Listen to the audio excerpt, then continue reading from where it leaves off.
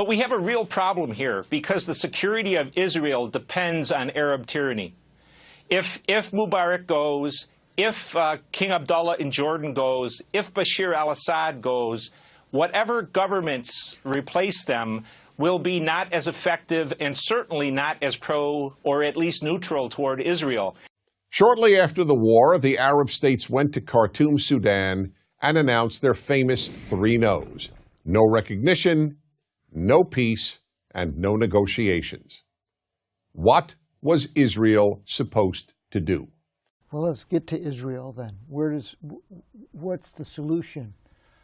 I think, sir, frankly, that since Mr. Rabin was killed, both sides have become much more militant, much more, whether you want to call it extremist or not, but certainly the Palestinians are much more religious, much more in tune toward a religious life rather than the secularism of Arafat and Fatah.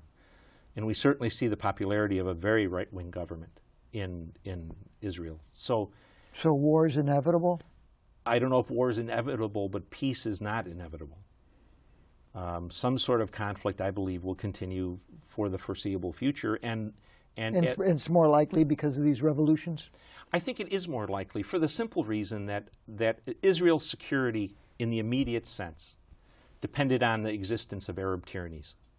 It depended on Mubarak. It depended on Saddam, who ruled, who played around with Palestinians. But at the end of the day, his activity was never going to destroy Israel. So we've gotten rid of him.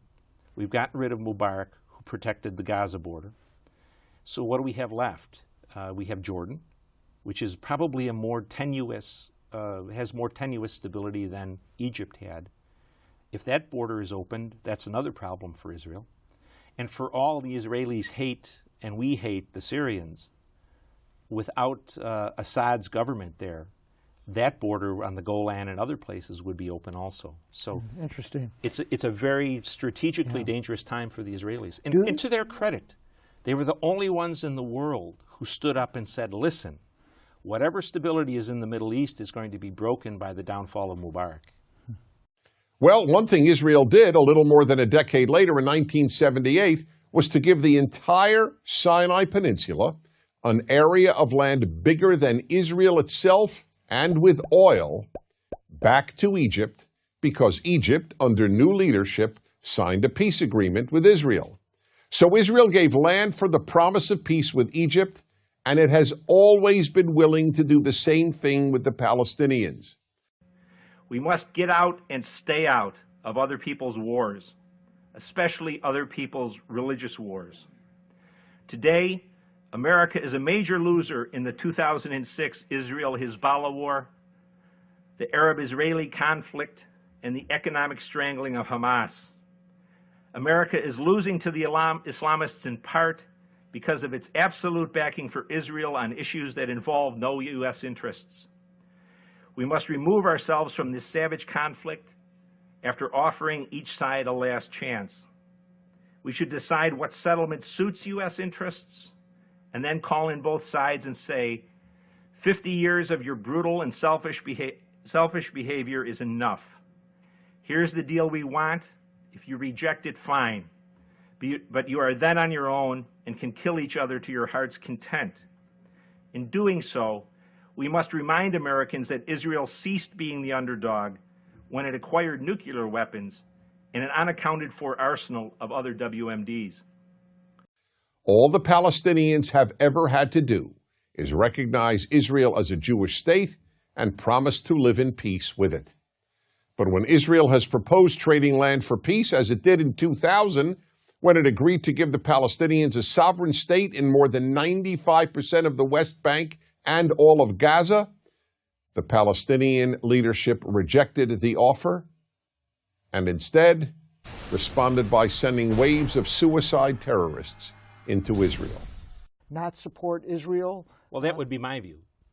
I'm very much a non-interventionist in the school of Pat Buchanan or Ron Paul.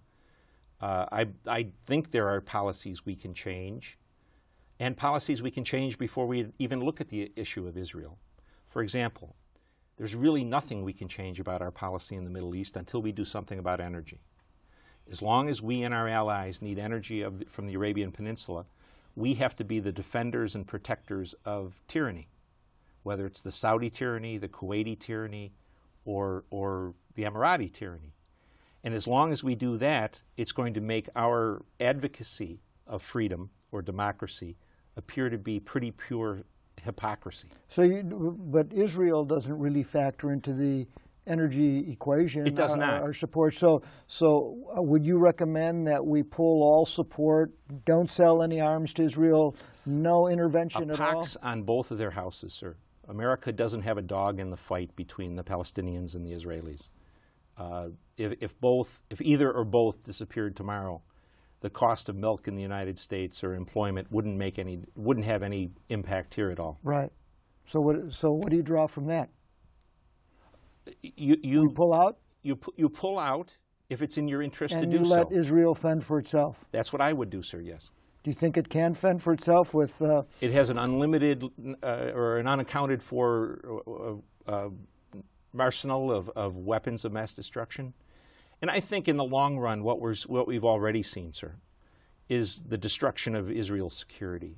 First by destroying Saddam Hussein, and then by helping to destroy Mubarak.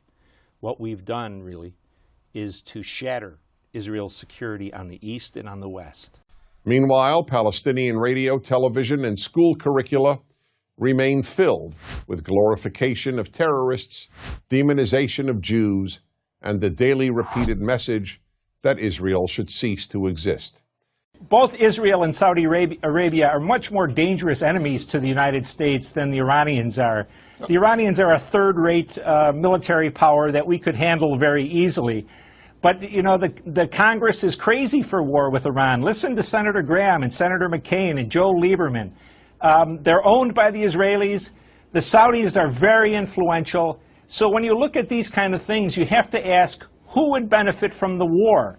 The Israelis and the Saudis would love to see our money and our young men and women being killed to fight their enemies in Iran.